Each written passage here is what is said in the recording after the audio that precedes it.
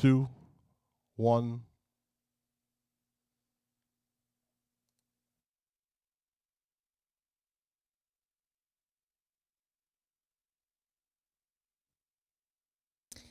What's up, everyone? Brent Hess here from Cagezilla Unchained, brought to you by the Wild Style Network. We have a special treat joining us here today, Master Mike Hess, who on December 14th at Cagezilla 82 will be called into the cage and presented his award for being inducted into the Architects category for the Cagezilla Hall of Fame. Someone who has been one of the first fighters to fight on ESPN back in the kick of the 80s, a true pioneer in the sport of MMA before it even had the acronym MMA, right?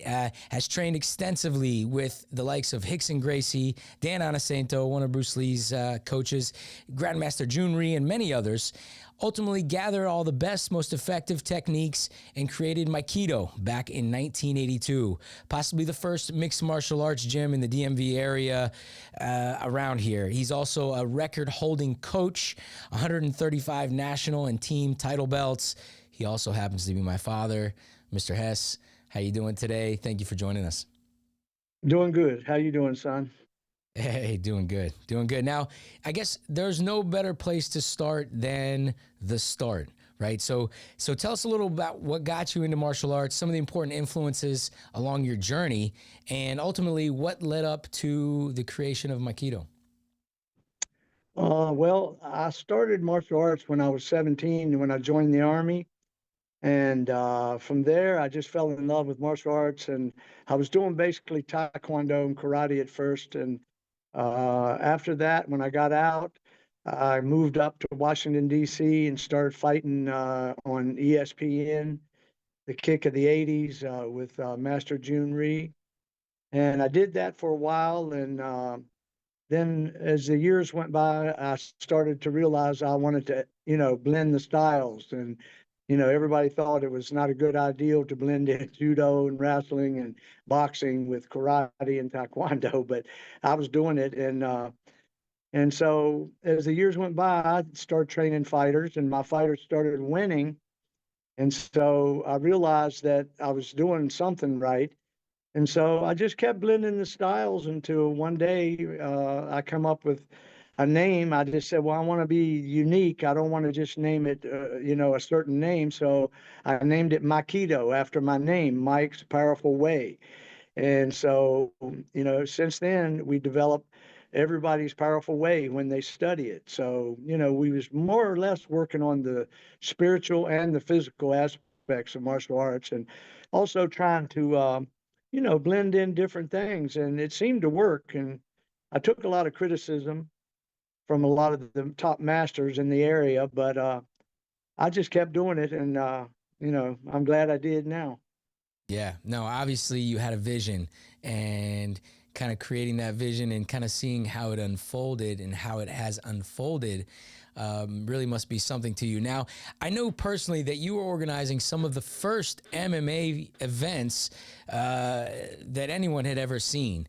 Back then, they were called kickboxing with grappling matches. They weren't even called MMA matches, right? It was kickboxing with grappling.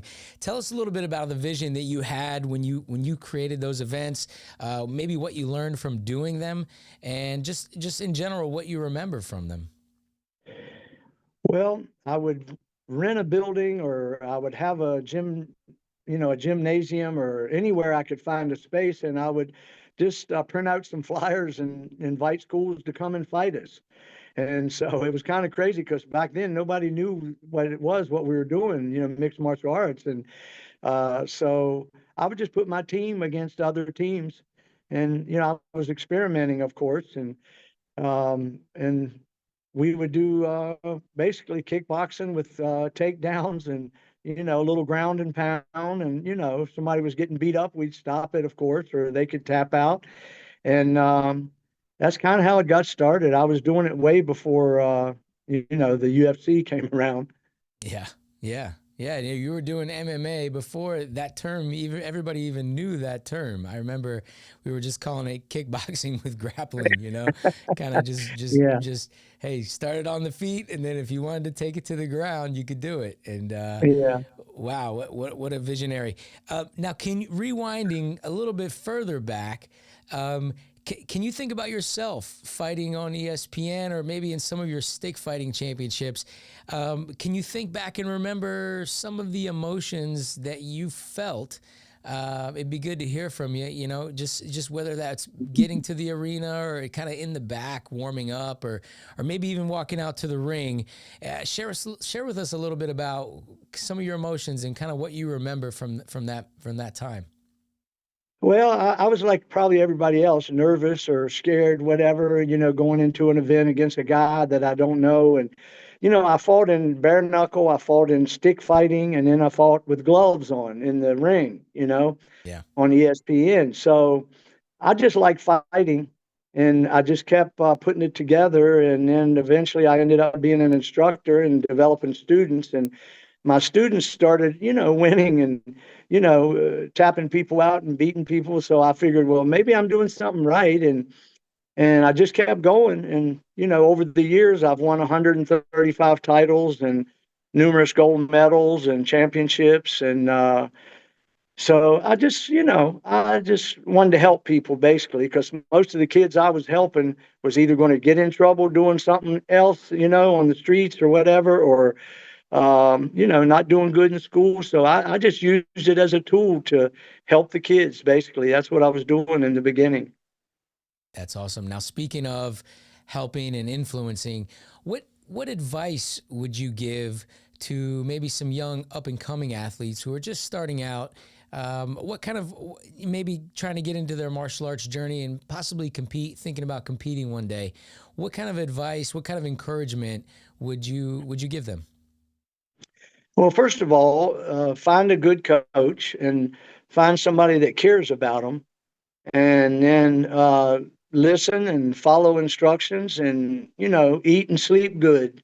That's all important. Is just how you live. And usually they fall in love with it. And once they fall in love, then you just guide them to the top. Yeah, yeah, absolutely. And kind of like a fun question here. What we're curious here. Our audience is curious. What fighters are you currently like watching? Whether that be UFC or any other organizations really. What kind of fighters or what fighters in general or specifically do you like watching? And tell us why you enjoy watching those guys. Well, I like watching our MiKiDo fighters fight still, the fighters that we're still training. Yeah, And I'm glad that they're still winning. And, after all of these years, we still have fighters, that are staying on top and doing good. And for as far as fighters, I like watching the One Championship, the UFC. I like Muay Thai, yeah. and I still like watching anything that, has to do with grappling or kickboxing. That's great. Yeah, no, I know One Championship mixes it up a lot and does a lot of dynamic things, Yeah. kind of outside of the box that UFC might not do. But UFC, I think, is on top, is the supreme ruler, right? In the Oh, MMA yeah. game, at least. Well, hey, let's finish up. We got a little quote here. I like to get a quote or a motto, something that you can share with our audience that can kind of empower them. If you have something, then you can share with them. Well, my powerful way means more than just fighting. It means, spiritual, follow the rules of the sport, do well, in school and in your life and in your work. And there's a lot more to fighting than just, hitting the guy and stuff like that. So, my powerful way means, find your way and enjoy your life while you're young because you're only young once. And that's the time to go for all the hard things that you want to do. Yeah, that's the time. John, I just saw John raise his hand here. You got a question for Master Hess? Yeah, I got a couple. Just I think these could be good, conversation pieces. how do you want to be remembered, whether it's in the sport or even, as just as a person in general? Oh, as a person in general, I want to be a good father and a good grandfather and a good husband. And I just want to be a good person. And I want people to know that if I said it, then I back it up. And, I never like to talk bad or put people down. I'm just be an honest person, love God and stay on the right path, because that's, in the end, that's really what matters. Being inducted into the Hall of Fame, I think is a great honor. You know, what would your older self say to your younger self? As you're being inducted into the Hall of Fame, what do you think? What do you think that? What would you say to yourself as a young teen? Oh, wow. I just wanted to say I'm grateful and thank you. And, I'm glad my son is still carrying on MiKiDo. And my wife has a foundation now, and we're helping other people. We've always helped people and gave money, and part of our proceeds, we give it to different associations, cancer, different type of organizations that need help. We've always helped kids.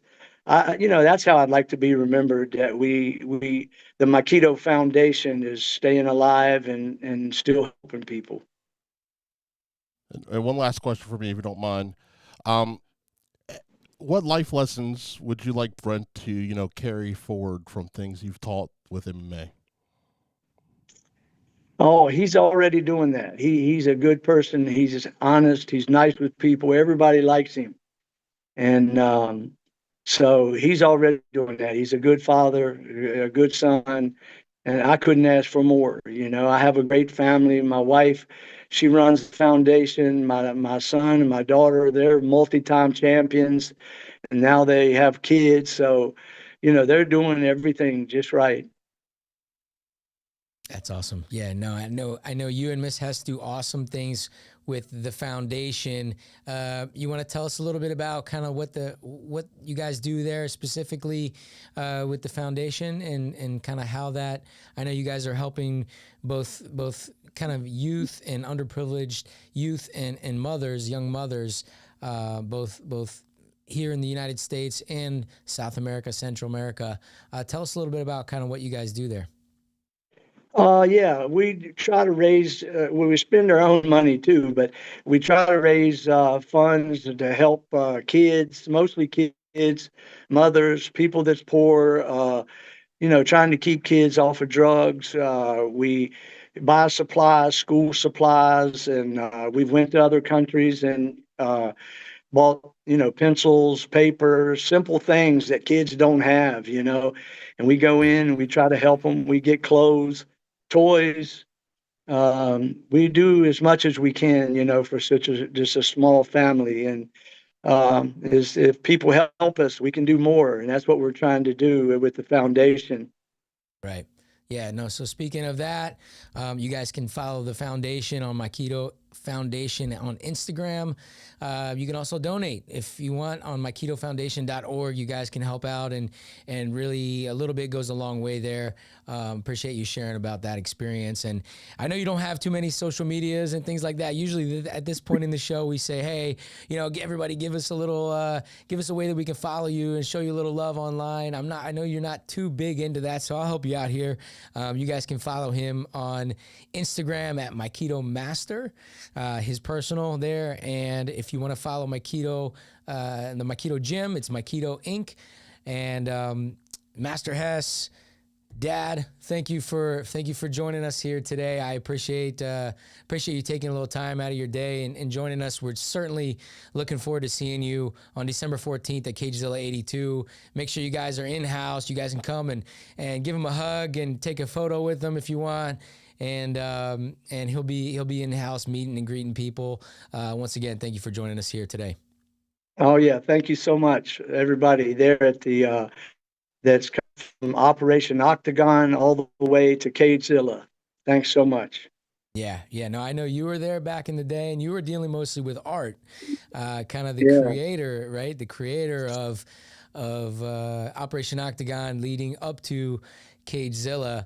and what a great guy he is. And now, We what is found this that? picture here of you fighting in Operation Octagon when Team MiKiDo won 3 titles that night.